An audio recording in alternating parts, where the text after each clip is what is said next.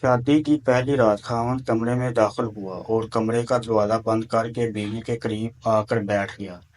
سب سے پہلے اس نے اپنی بیوی کو سلام کیا، اس کے بعد 5,000 حق مہر دینے لگا۔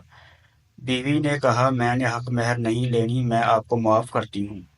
خاوند نے دوسری بار حق مہر دینے کی کوشش کی، بیوی نے یہی جواب دیا۔ پھر خاوند نے تیسری بار حق مہر دینے کی کوشش کی، بیوی نے پھر وہی جواب دیا۔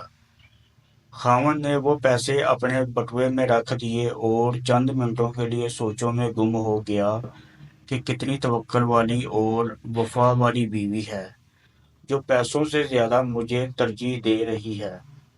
اس کے بعد خاوند نے منہ دکھائی کے لیے بیوی کو 5,000 دیے۔ بیوی نے منہ نہ دیکھا۔ پھر خاوند نے 10,000 دیے، بیوی نے منہ نہ دکھایا۔ پھر خاوند نے 15,000 دیے، بیوی نے منہ نہ دکھایا۔ پھر خاوند نے 20,000 دیے، بیوی نے منہ نہیں دکھایا۔ پھر 25، 30، 40، حتیٰ کہ خاوند نے 50,000 دیا، بیوی نے منہ نہ دکھایا۔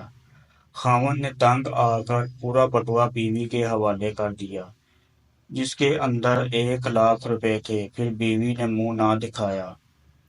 خاوند نے بیوی سے کہا، آپ کو اور کیا چاہیے؟ بیوی نے کہا، ایک وعدہ۔ خاوند نے کہا، کون سا وعدہ؟ بیوی نے کہا، مجھ سے ایک وعدہ کرو، مجھے کبھی چھوڑو گے نہیں تو۔ خاوند نے شادی کی پہلی رات بیوی کو نہ چھوڑنے کا وعدہ کر لیا۔ یہ لڑکی کوئی عام لڑکی نہیں تھی، بلکہ اس نے ایم اے اردو کر رکھا تھا، اور اس کے والدین نے داماد سے ضمانت کے طور پہ 5,00,000 یا 10,00,000 بھی نہیں لکھوایا تھا۔ ایسی عورتیں نصیب والوں مردوں کو ملتی ہیں جو صرف خاوند سے پیار کرتی ہیں۔ ان کی نظر میں پیسوں کی کوئی اہمیت نہیں ہوتی۔